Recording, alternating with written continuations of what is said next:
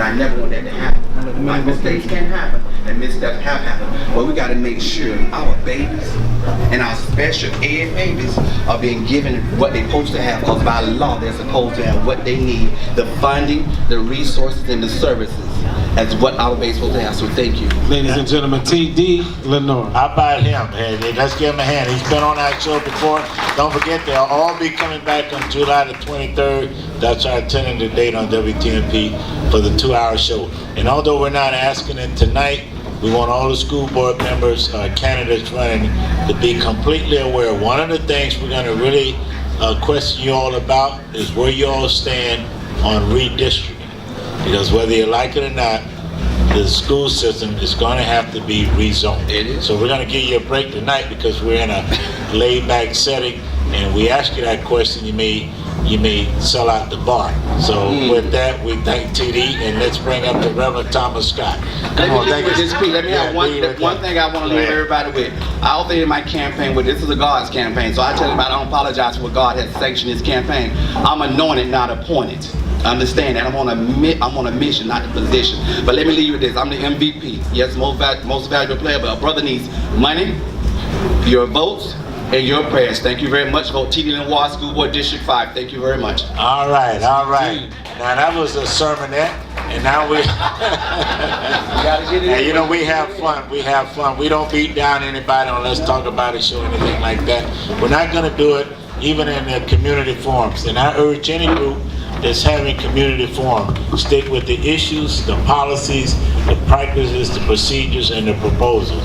Leave out all the other stuff about family and children, leave it out. There's no time for that. I'm glad to have today. It seemed like we've been together all weekend. Present, we have Honorable Thomas Scott, Reverend Thomas Scott of the 34th Street Church of God. That's Bishop. Bishop. Okay, Bishop.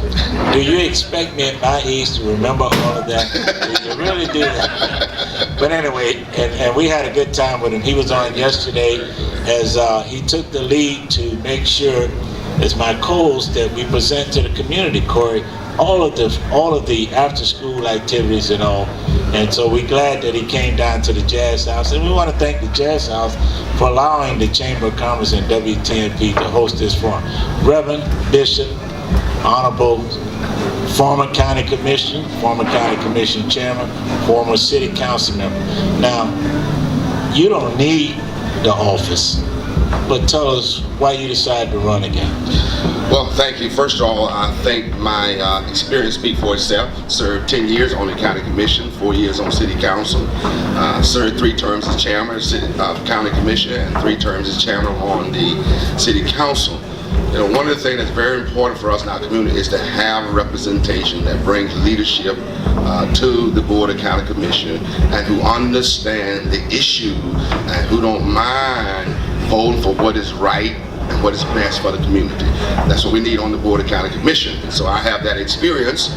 That's why I'm running again and going back. And the main thing is having the leadership. I think the board could use a whole lot of leadership when we look at some of the issues, and especially on the issue of transportation and recently. So I'm looking forward to going back and serving on the Board of County Commission. Got a lot of people, and this right in line with the new Chamber of Commerce, a lot of people don't realize that under Commissioner Scott's leadership, the WMB program really strengthened itself. He had my classmate Spencer Albert, Bob Saunders was still around, Miss Williams, Gail Williams, Sheila. That's a heavy load that he undertaken. And Corey, I know from the Chamber of Commerce standpoint, you know, we're tired of, you all are tired of every time you turn around that you got to threaten to sue the county to get a fair share of the benefit. So how do you people that Corey represent with the chamber, how do you reassure them that we're going to put a stop to that? Here it is 25 years later, and people are still talking about when we're going to get a fair share of the pie. Yeah, well, one of the things as a county commission or any board that you serve on, I serve on now the sports authority, you know, at Raymond James Stadium, which cover all of the sports venue here in Hillsborough County, and that is to learn to ask the question. You can't be afraid to ask the question when you're going to be doing multi-million-dollar business in this community. The Sports Authority now get ready to renovate Raymond James Stadium at the tune of $130 million. And so when I had a meeting with the Glaziers and they want to know about my vote, first question I asked, well, I want to know how many of these dollars a minority is going to benefit from your renovation, because they're putting up about 100 million. We putting up about 30 million. The citizen that is putting up 30 million, and so you have to raise that question. Same thing I did on the Board of County Commission when Spencer Arrow was there. Give us a report so we make sure, and the goal was at that time it was 20%, and so you got to make sure that you raise the question, and that's part of the problem that we have now. Nobody's raising the question. Asking the question, how is the total community going to benefit? How are minorities going to benefit from this? What percentage of minorities is going to get from your contract? So you have to raise that question, and somebody have to always, and it's unfortunate, have to always be on the lookout and know what's going on, and then read the material. You will never know what's going on if you don't read the backup material and the material and know when it's coming, who's involved, how much it's going to be, and the opportunity for minorities. Now, I got one final question from my side of it until I turn it back over to Corey. In Hillsborough County, they've only had 2 blacks, I believe, win a county-wide office. The Honorable Judge Lisa Campbell, the Reverend Leon Laurie. And I think those are the only 2 ever won. Is Hillsborough County really progressive enough to elect Afro-American with all the experience you have countywide? The issue is getting out and voting, encouraging people to get out and vote. Now, to your question, yes. Barbara Twine just won. Barbara Twine is the other, by the way. Okay, so the issue is getting out and voting. I ran against Craig Latimer for supervisor election. I lost with 1,500 votes.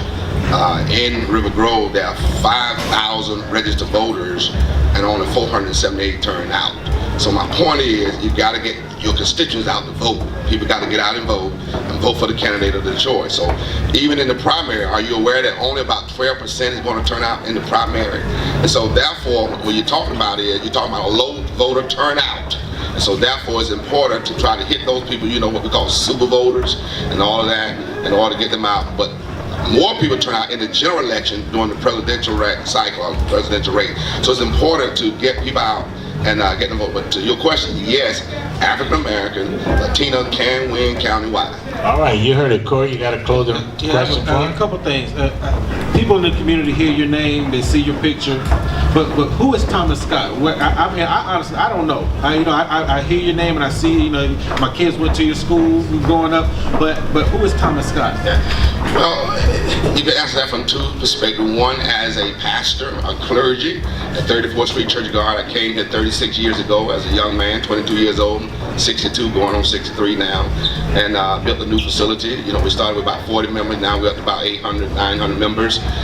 So we have a huge facility. We got one of the leading daycare centers in the city with Head Start and all of that. I can attest to that. So we have that. You want to look at it from that standpoint, or you want to look at my involvement in the community, not only on the Board of County Commission and City Council, but look at what we've been able to do. A lot of people don't know in terms of East Tampa, the CRA, the Community Redevelopment Area, that began at the Board of County Commission. There's a story behind that, but I'm the one that had that done and got it done, in terms of East Tampa. And so those are some of the things that we've been able to do and accomplish out in Progress Village, $6.4 million sports complex.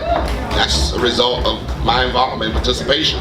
If you talk about the Empowerment Center for the NAACP, that's a result of my getting the money and funding for that. We talk about the CDC of Tampa, $250,000 we were able to get for them. So that's, again, part of my participation in the community and on the Board of County Commission to make sure that we have, we get funding for these organizations that so much deserve it, who have really done a great job for this community. So, well, you heard it. We had him on yesterday as my guest co-host. That's for the first time in history in any radio station. WTMP presented 2 hours of giving out information for the kids and the parents to find out what to do this summer. I personally want to thank him again for that. We're looking forward to seeing you again, and we'll send out an email when the candidates forum for county commission are coming up. Thank you again, sir. Thank you. Thank you. Thanks for having me today. It's been very good. Thanks. right, now, we're not gonna take a break, but we are taking a break in a way. We're gonna bring up Miss Sissy Boza Severland. Come on, sit up here, Sissy. Now, tell you why it's a break. We have 3 judicial races this election year on August the 30th. When you look at the canons, everything that a judge has to go by, and those who are running for judge, there are certain things they can't talk about. Now, in some states, if you're running for judge, you can put everything out there. And if you ever go to Texas, they campaign like they're running for city council. But I'm pleased to have with us Sissy Boza Severland. She's running, and you tell us, why don't you tell us what you're running for? Now, I will say this about her. This lady is known throughout the community, been known for years for pro bono work in legal service. Domestic violence, bankruptcy. If y'all remember the late great, not Alexander, that one, but the late great Alexander Pansky was a people's judge in bankruptcy law in court. That's where her expertise is. If you ever dealt with bankruptcy, you gotta have somebody understand that. So she's running for judge, but I want everybody to know that lawyers that, to me, and I've been in that courthouse 45 years, that do good pro bono work, they understand people issues when they come to court. Tell us what made you, with all your background, your experience with domestic violence, your legal background, from West Tampa, got that Boza name in there too. Why would you run for judge? Well, the equity before the law is not just a legal principle to me. Say that again. Equity before the law is not just a legal principle to me. It's the reason that why I became an attorney, a law clerk, a mediator, and a public servant. I'm here to serve the public.